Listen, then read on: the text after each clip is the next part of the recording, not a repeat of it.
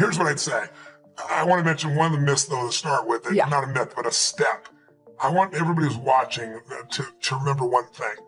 The biggest myth you have, not the one that's been sold to you, that hurts you is the average person thinks finance is so complex because, frankly, the industry tries to make it sound complex. They use words that you don't know, so you don't know what to do. You know, what does this mean? And so what happens is we just give them our money and say, deal with it. And we don't realize that system has been set up. It's not an evil system. It's set up by corporations that are looking to maximize profit for those corporations. They're not looking out for the investor because this investor's second. And we think we're first, and we're not. So the first piece is you've got to know that you can't wait till you have a ton of money to start investing and think, I'm not an investor. What you got to do is say, rather than my Apple phone, let me own Apple stock. Let me own a piece of all the best companies, not just Apple. I've got to become an owner or I'll always be in scarcity. If you can invest in business, even a small amount, you can grow. I don't care how small it is, but you got to automate it. There's a gentleman named Theodore Johnson who is amazing. He worked for UPS, started as a driver, never made more than $14,000 total in a year. That was his highest salary in a year. In his old age, he's worth $70 million. And how did he do it? All he did was what I teach is the first step is you got to take a percentage of what you earn and pretend it's a tax. You're never going to see that money again. You automate it, it goes straight to the investment account, and you never see it as money you can spend. He did that with 20%. He said, I can't save 5. Somebody in his family said, if there was a tax, you'd pay it, and they made it 20%. When you save 20% and you compound it, its numbers are incredible. So I show people how to do that. But then the problem is, if you do that first step, but you don't do the second step, which is become an insider, yes, and understand the rules of the game, then the old adage is a person with money meets a person with experience, and person with experience ends up with your money. I mean, that's how it works. So I'll give you 2 or 3 of the myths real fast. One, this myth that someone says, give me your money and I'm going to beat the market. It's just a lie. Warren Buffett made it clear it's a lie. Ray Dalio, one of the greatest investors in history. David Swensen, who has taken Yale's money, $1 billion, and converted it to $24 billion in 2 decades. The greatest institutional investor in the world. They've all said it. Warren Buffett flat out said today, he said, listen, in my will, 90% of my money, all that money does not go with any mutual fund, it goes straight into the index. What the index is you get a piece of all the largest companies in the world, but it costs almost nothing to get in. Because over any 10-year period of time, 96% of mutual funds will not even match the market.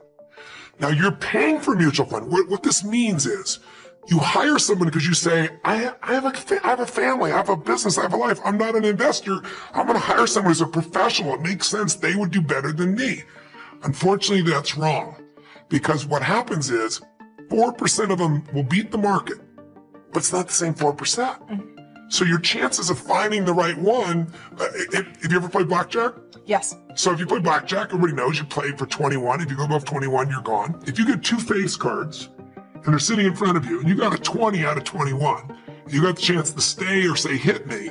If you hit you, there's only one card that'll get you to the other. It's an ace. If your inner idiot says, hit me, you have an 8% chance of winning. You have a 4% chance of finding the right mutual fund. It's not going to happen. So what happens for people is they think they've been sold, we're going to do better, and they might for a year or 2. But what matters, you live off the long term. You don't live off the year or 2. And they just don't do it. Warren Buffett has a bet right now with Protege Partners, which is a group that does hedge funds. And he said, you can pick 5 hedge funds. You can mold the best of them together. I'm going to own the market, which costs me next to nothing. You're going to get the hedge funds, which cost a lot. 10-year bet, who's going to win? Put up $1 million. Right now, they're 6 years into it. Warren Buffett's at 42%. They're at 12%. Wow. Just crazy. So the second thing is, after getting terrible performance, people say, well, fees don't really matter, or they'll tell you it's only 1%. And I ask people all the time, how much are you paying? And they go, I don't know, or they'll say 1%. 1% is called the expense ratio. That's like the edge of the sticker price. If you read that 50-page prospectus in your mutual fund, even one of them has 50 pages, which you won't, you'd have a hard time with a PhD figuring it out. In fact, there's a man named Hilton Smith, I quote in the book, who spent 2 weeks, he's got a doctorate as an economist, took him 2 weeks to go through them all and figure out there are 17 different fees. And Forbes says the average fee is 3.12. Now, if you're watching right now, I'm sure I've lost your brain with all these numbers. So let me make it real for you. 1% versus 3%. Big difference. Huge. Right? Here's the difference. Just like you grow by compounding like Theodore Johnson did, your fees also compound. And people don't know that when they hear that little number. So if you had 3 people and one gets 1% in fees, 2%, the other 3%, they all get the same return. They start out with $100,000 at 35. For 30 years, they accumulate to 65 years old, 7% compounded. They all get 7%. The only difference is the fees. And when they go to retire, the person at 1% in fees is going to have $574,000. $100,000 to $574,000, not about, if they added not another dime, pretty amazing. The person at 3% in fees will have $224,000. 77% less money. If you want to win a race and you have a 100-pound jockey in the back of your horse, or you want a 300-pound jockey in the back of your horse, fees at 3% are that. If I said to you, here's a deal, let's do an investment, and here's how I want it to work. You give me the money, you put up all the money, you put up all the risk, I'll put up no money, I'll put up no risk. If you lose, I win, and if you win, I win. And if you win, over the life of the time, I'll get 60% of what you earn. You'd say, I'll never do that in a million years. That's a mutual fund with 3%. It's one of the only industries on earth where they've confused us enough that we don't understand we're overpaying by thousands of percent. You could own the stock market, the S&P 500. You can own a piece of all 500 big companies through like the Vanguard 500. And you get the best of all the business, Apple, Exxon, all these companies. And it costs you 0.17. That means less than 0.2%. If you went to a normal mutual fund, you might own the same companies for 3.17. That's like buying a Honda Accord for $20,000 or $350,000 for the same car. If you pay $350,000, you figure out the person next door paid $20,000, so you go crazy. That happens every day with finances because people don't know how to look at this. So when they read the book, that'll never happen to them again. Yes, it's possible that you can choose your future and direct the course of your life as you run toward your dream. It's necessary that you have goals, that you write those goals down, that you plan, that you think constantly of how you can begin to improve what it is that you're doing. If it's your presentations, if it's your recruiting skills, whatever that is, it's also necessary that you look for ways to always find a way to pull it out when everybody else thinks that you are defeated. That you've got to take personal responsibility to know that in order to become successful, you've got to make it your personal business to do it. But the next thing, ladies and gentlemen, I want to share with you that some of you already know that it's hard. It's not easy. It's hard changing your life. It was hard when just over 3 years ago in the Penobscot building in Detroit, Michigan, where I was operating my business, and I fell on some hard times, and I was sleeping in my office. It was hard coming into the lobby, and the security said, "Excuse me, Mr. Brown, can we see you for a moment?" And I said, "Yes," and I walked up to the counter, and he gave me an envelope. And he said, "Would you mind reading it here?" And I opened the envelope, and the envelope was from management that says, "This is an office tower. It's not a hotel. Please do not sleep in your office." And I said, "Excuse me, sir." I said, "I just work long hours in creating my business. I'm an entrepreneur. And right now things are bad for me, but they're not going to be this way always. And I just asked for the opportunity to continue to operate like I'm doing. I'm not trying to make this my home." And it was hard coming through the lobby. And sometimes they would laugh. There's a guy talking about becoming successful. And look at him. He's bathing in the bathroom upstairs on the 21st floor. He sleeps on the floor. Him and 2 other dreamers up there. Look at him. It was hard, ladies and gentlemen, coming to speak to people. And I was facing financial difficulties in my own life. I was behind on my bills and my dreams, and I'm saying to them, you can live your dream. It was hard, ladies and gentlemen. It was very difficult to pick myself up each day believing that I can do it. There were times that I doubted myself. I said, God, why is this happening to me? I'm just trying to take care of my children and my mother. I'm not trying to steal or rob from anybody. Why did this have to happen to me? It was very hard. And here's what I want to say to you. For those of you that have experienced some hardships, don't give up on your dream.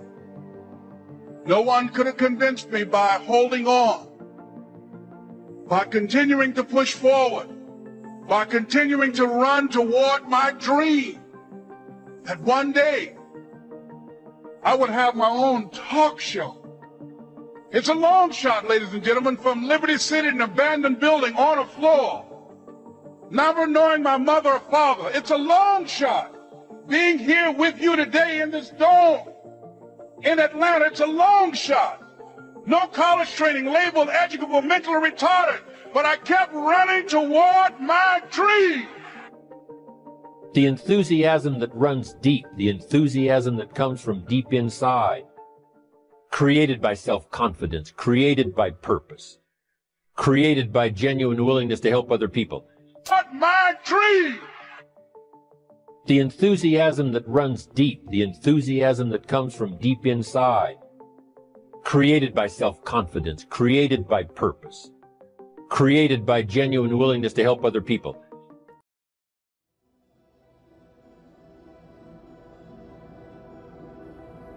Sometimes you need to get knocked down before you can really figure out what your fight is and how you need to fight it. Sometimes you need to feel the pain and sting of defeat to activate the real passion and purpose that God predestined inside of you. You have a great life in front of you, but your great life is in front of you. It's not behind you. What you did back there ain't got nothing to do with what God got for you. What you did back there was learn the lessons to get you to where you are at this particular moment right here. But what God got for you, do you know, man, that you can actually mess your life completely up? You can jack it all the way up, and you can turn around and get it right.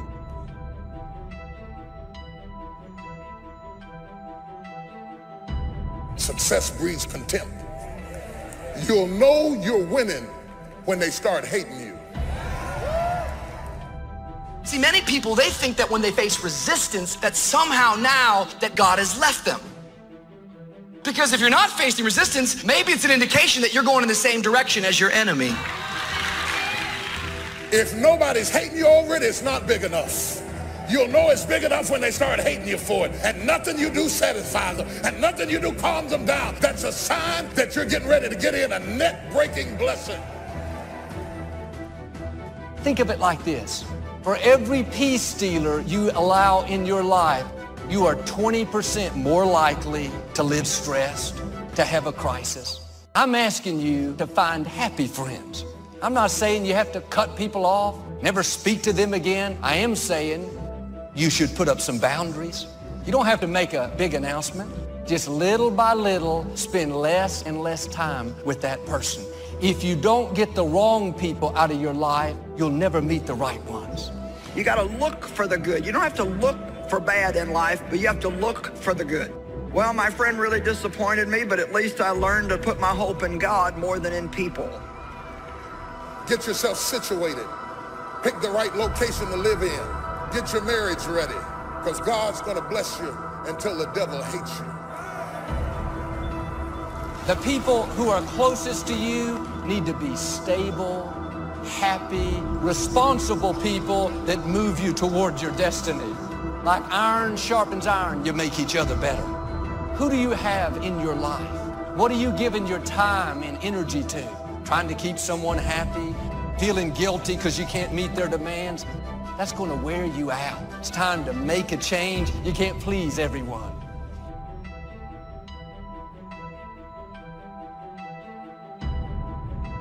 A dream will require integrity, and what others believe about you is never as important as what you believe about you. You know, I got a lot of people who believe a lot of things, but what you believe about you is more important than what people believe about you. You need to grow, and the only way you're going to grow is when you listen and when you learn. Whenever I find myself in a place where I'm starting to feel overwhelmed, when I feel maxed out of my capacity, I always take that as a sign. I need to get some new advice, some new guidance. Where I'm going is not where I've been. I'm gaining ground. Come on, somebody. I'm gaining ground. What would your life be like if you decided to become courageous? You know, it takes courage to live. Most people go through life not allowing themselves to step out because they don't want to let go. They don't want to be moved. The courage to face life's whirling wind of contradictions. The courage to love yourself. Gone through the same process and evolved. You can't sit with somebody who's invested 30 years in and be respected as an equal when you got 3. There are some things only experience can teach you. And until you pay your dues, don't run with horses when you're tired from walking with men. The brighter the light, the more the heat. The higher God takes you, the more people are going to see you. And sometimes, instead of celebrating you, people will get jealous, try to pull you down. Don't take the bait. It's a distraction. Keep your face set. Stay focused on your purpose. You got to surround yourself with people who have talents and skills, not just people who love you. I'm glad you love me, but loving me won't bring these fish in. I want to know, can you carry some weight? I'm talking about somebody who can carry the weight when the net is about to break. You are carrying so much weight and so much responsibility that you are at the breaking point. And you can't even tell anybody that you're at the breaking point because you have a Superman complex and you're trying to be there for everybody. But the reality is the weight of what you're doing is breaking your nets. Do you define yourself by your emotions? Do you define yourself by your status? Do you define yourself by your lowest point? Do you define yourself by your highest achievement? All of that is dangerous. Because the moment you start believing that you are what you do or you are what you went through, there's a bleeding on the inside that happens when your sense of self-worth flows from what you do and what you go through. You can't become so dependent on people that you're getting your worth and value out of how they treat you. It's easy to become addicted to compliments, addicted to encouragement, addicted to them cheering you on. Now you rely on them to keep you feeling good about yourself, to make you feel approved. Like a drug, if they don't keep you fixed, meet all your expectations, you get discouraged. The problem is you're trying to get from people what only God can give. Your worth, your value doesn't come from another person, it comes from your Creator. If you rely on people, you'll be disappointed. People will let you down. Sometimes people will even turn on you.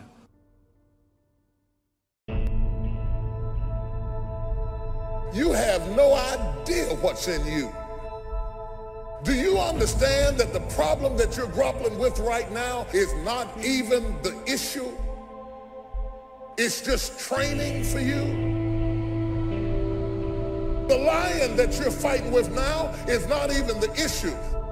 God just allowed the lion to come in your life so you'd have something to work on. The lion is not important. It doesn't even matter. God is training you with the lion. God doesn't even care about the lion. He cares about you. He's using the problem to get you ready, to teach you patience, to teach you how to trust him with no money. He's prepping you for the next release of glory so that when folks start walking out, they can walk out if they want to. You say, I know how to do that too.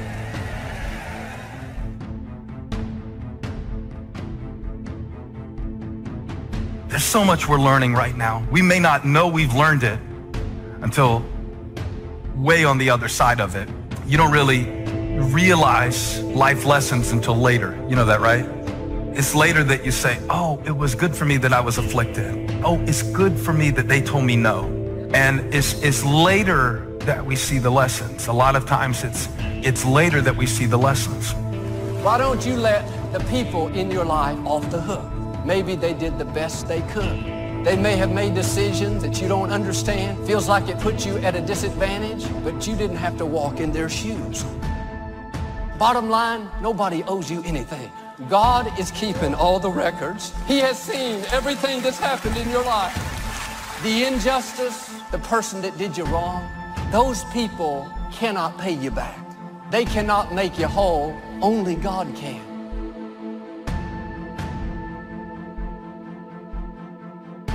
The lesson of letting go is not only that external events cause us to let go, the way God changes us is transformation from the inside out. Isn't that really relevant while you're stuck inside? That's the way God changes things?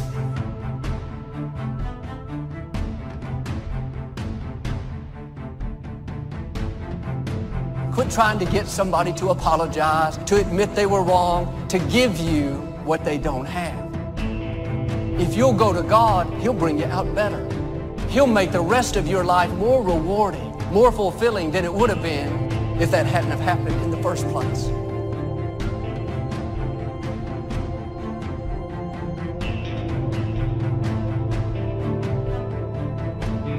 You gotta grow, you gotta expand, you gotta know that you're here for a purpose. There are no mistakes. There is a meaning. Even if you haven't found it yet, you must discover it. And you know what?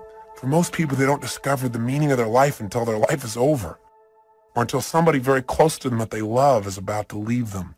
You don't have to wait for the pain to discover the meaning. It first starts with decision on your part. And may I add, well, you should decide. Why let worry continue to take money out of your pocket and bank account? Why let worry any longer keep you from becoming all you can be? Why let it rob you of better friendships, better family relations, better profits, better results? It's a burden you can get rid of. Why not be rid of those sinking, nagging feelings that all is not going to be well, that you can't do it, that it won't work out for the best? Worry is undue concern that takes up too much of your mental and emotional time. So how will I know when I found the purpose of my life? You decide what it is. You discover it and you decide this is it. Maybe later on I'll refine it. I probably will. But for right now, this is why I'm playing the game of life. This is what it's about. Every day, if I'm just being this way, if I'm just doing these kinds of simple things, then I know I'm on track. I know there's a reason for my existence. And so although you may believe it to be true about you, these doubts and negative thoughts you have, these were not your original thoughts. That's a powerful thing to understand, because you weren't born this way. You weren't born doubting. You were born perfect. You were born believing you were going to do something great. You were born believing you were going to do something special with your life. As a baby, I promise you, you had no negative self-talk. You had no negative self-doubt. These are external sources. There's somebody else's thoughts they gave you because of how they felt about themselves. If you're offering words of wisdom to someone in the genuine attempt to help and they treat that with contempt, then shut up, because you're demeaning your words by throwing them away. Self-confidence is self-trust. Self-confidence is building a reputation with yourself, that you keep your word to you, that you keep the promises you make to you. Somebody with self-confidence has a reputation with themselves that I do the things I say I'm going to do. And so the cool thing is, self-confidence is an internal game. You do not need external accolades, external admiration in order to build self-confidence. You don't need any of those external forces. It's all done internally. You control this. And you control this by beginning today to keep the promises you make to yourself. It's not good enough just to keep the promises you make to yourself. You must acknowledge it when you do it to you, to give yourself credit, to create confidence momentum. Passion is the great energizer. You show me a person with passion, I'll show you a person with energy. You show me a person that lacks passion, I'll show you a person that lacks energy. It's a fact. Passion energizes people. So the question is very simple.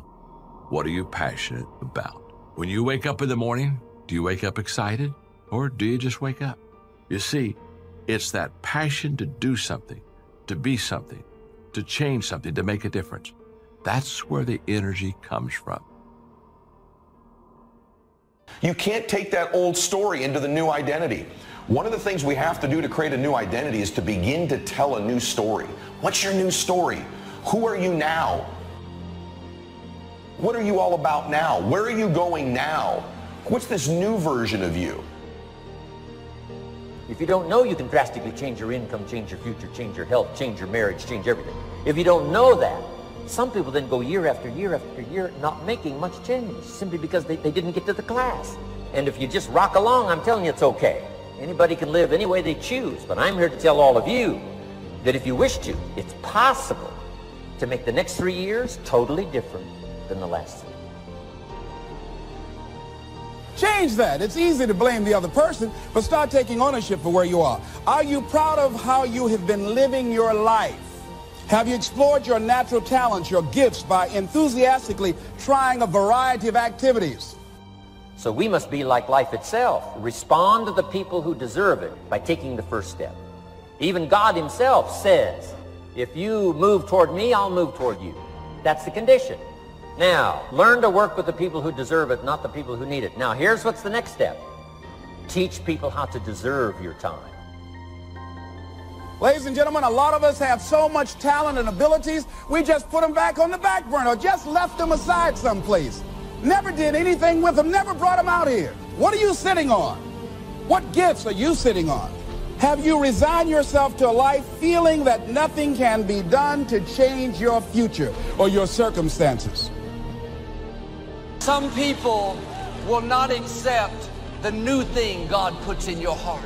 They're stuck in what was while God is telling you what is. It's new levels, it's greater influence, it's uncommon favor. Don't let the fear of what people are going to think keep you in your box.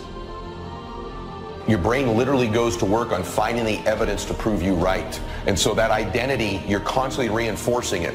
If you believe a certain worth about yourself, that impacts the type of action you're willing to take. So if there's a goal you've got set, it doesn't matter what it is, pick a goal.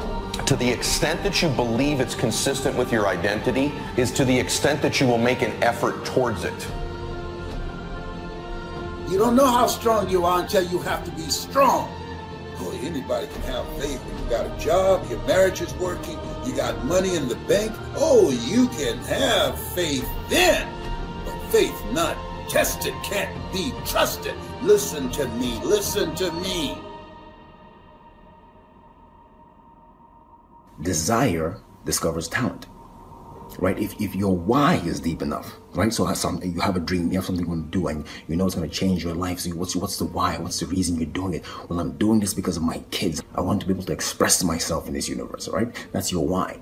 So the why will take care of the how. So if you don't have the how, don't worry about it. Leap anyway. If you don't produce, you won't be happy. Here's number 2, good friends. The greatest support system in the world is good friends. You got to work on that. Spirituality.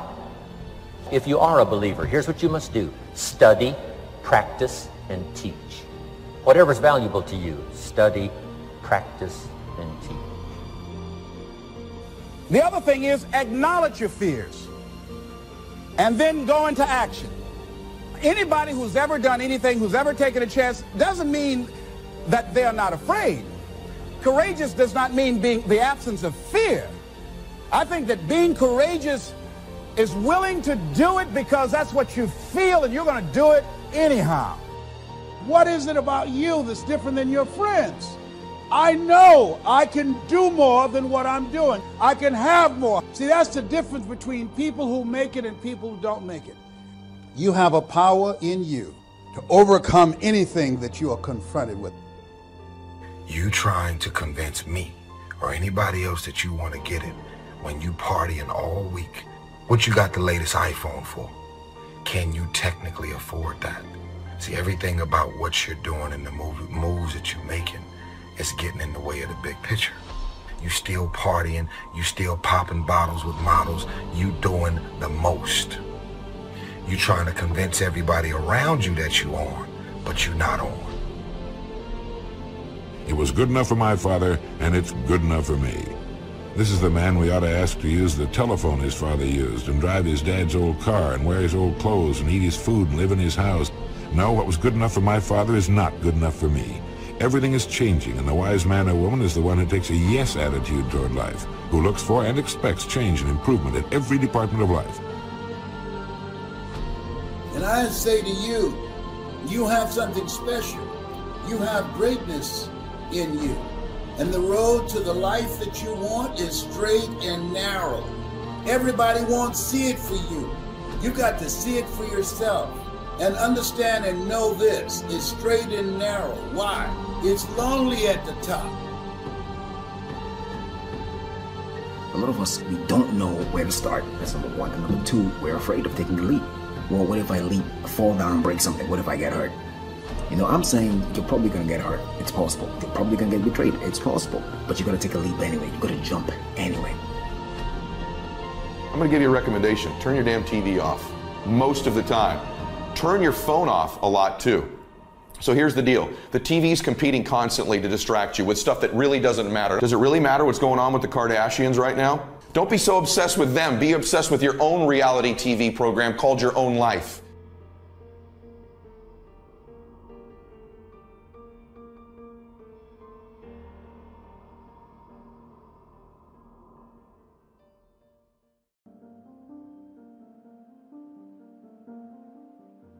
What is freedom of speech?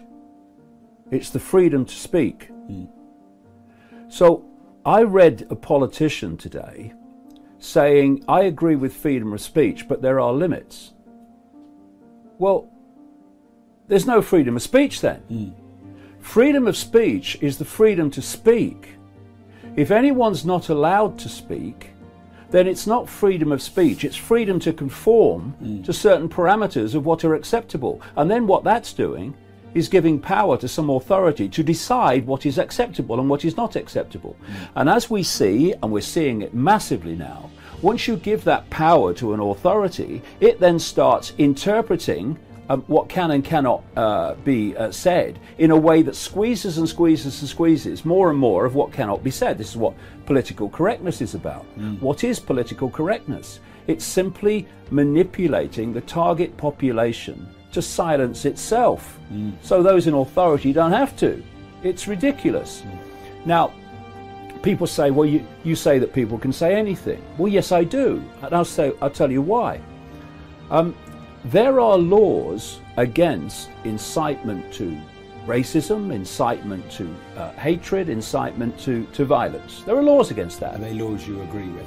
Yeah, and if people use their freedom of speech to incite those things, then there are laws to deal with that, and those laws should deal with it.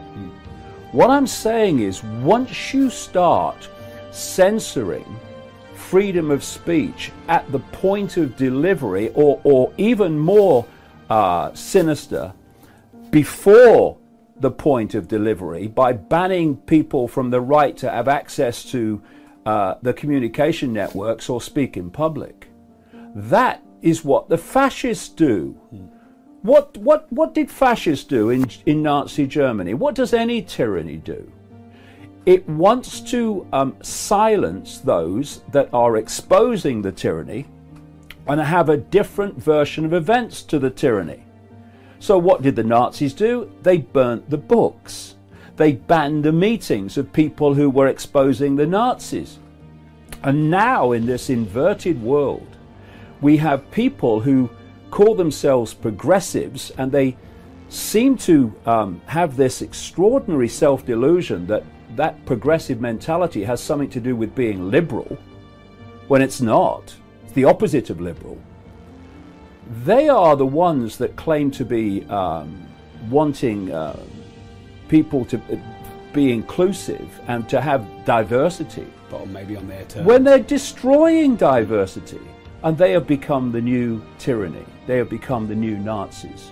What I'm saying here is, if you look at what this progressive mentality is doing in silencing people and deciding in their arrogance what people can and cannot say and what opinion they can and cannot have, you look at what the Nazis did, you look at what the communist Soviet Union did in terms of freedom of speech, and you'd show me the difference between them. There is none. And it's this self-deluded arrogance which goes like this. I am right, therefore anyone who says something different must therefore be wrong, and by definition, because they are wrong and I am right, their freedom of speech to be wrong doesn't need to be taken into account. Well, first of all, if you don't have a purpose, let's say, it isn't that your life becomes neutral in a meaningless sense. It's that your life becomes characterized by unbearable suffering, because the baseline condition of life is something like unbearable suffering. And what you have to set against that is a noble and worthwhile purpose. And hopefully your determination of that purpose is buttressed to some degree by the wisdom of the past, because you can't conjure something like that up on your own. And if you provide people with nobility of purpose, then they can tolerate the suffering of existence without becoming entirely corrupted by it. And cultures that don't do that, it isn't even so much that they die, it's that cultures that don't do that are dead. They're done. They don't have a story anymore. They don't have a call to adventure. And then, well, then everyone suffers stupidly as a consequence. It's a very bad thing. So Churchill made the same observation that many of the great psychologists and philosophers made in the early part of the 20th century. So bring the story forward and propagate it and make it the most noble possible story. And then you motivate people to transcend themselves, which they need to do. So yes, he's exactly right in his diagnosis. People think of freedom as the ability to implement your whim. And freedom opens up that as a possibility. But sustainable freedom, that isn't what it's about at all. It's primarily about responsibility. It's about determining which load you're going to pick up and carry. That's the proper definition of appropriate freedom. It's not dim gratification of instantaneous impulse. It's self-evident that that doesn't work. 2-year-olds do that. And that's why they can't live in the world. They can't organize themselves across time. They can't sacrifice the moment for the future. And the more sophisticated you get, I suppose, in some sense, the more you're able to do that. And then your freedom becomes the freedom to choose the proper responsibility. And that's also not something that we've been good at communicating to young people. If we talk to them about responsibility, we generally do it in a finger-wagging sort of way. It's like, well, you're breaking the rules, you're a bad person. And well, that may be true because people break the rules and there's no shortage of badness in people. But the proper message for young people is to say, well, no, you don't understand. You want to take on responsibility. You want to take on the heaviest load that you can conceive of, that you might be able to move, because it gives your life nobility and purpose. And that offsets the tragedy. And not only psychologically, not only does it offset it psychologically because you have a purpose and something to wake up for, right, and to face the difficulties of the day, but also because if you face the difficulties of the day properly, you actually ameliorate suffering, not only in the psychological sense, but because you make the world at least a less terrible place. And that's something, right? To move things away from hell is something.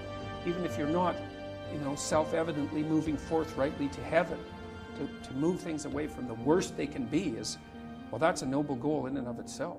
See, people are always talking about freedom, but they're always thinking how to bind themselves to something or somebody. If you're really lost in your life, you're absolutely free, isn't it? Hello? No? Freedom is a territory which needs a lot of maturing and culturing to handle. Otherwise, people doing compulsive things, they're thinking they're free. These are compulsive things. Somebody is drinking, if you say, why don't you not drink today, you can do it tomorrow. Why don't I have the freedom to drink? No, it's compulsive. If you're calling your compulsiveness as freedom, it's very unfortunate. You lost all your freedom in compulsiveness. So freedom is that kind of a territory where you have to culture yourself, mature yourself to exist free. Everybody, I think at some point, we provide these opportunities for young people to come and just be by yourself. No compulsive talking, no phone, no drink, no nothing, simple. You eat what you want for nourishment and then simply be. Everybody must spend at least a little bit of time like this, because only then you understand how compulsive you are.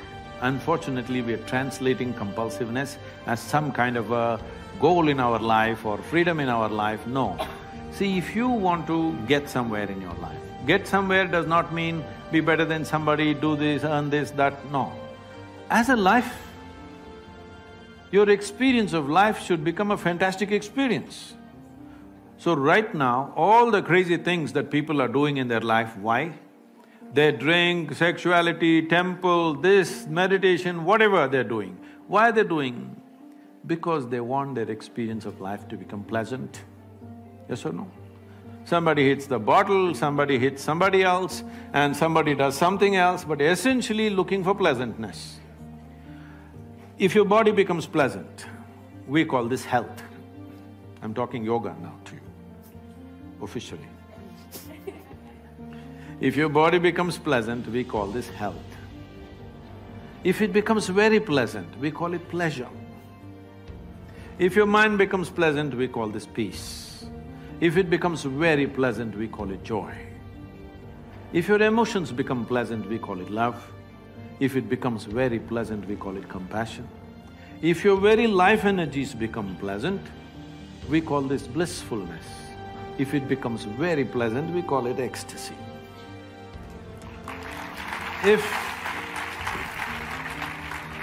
If your surroundings become pleasant, we call this success. Only for this last one, to make our surroundings pleasant, we need the cooperation of many forces around us. Many things have to fall into place. But to keep your body pleasant, mind pleasant, emotion pleasant, your life energy is pleasant, it's 100% your business, not good for the business.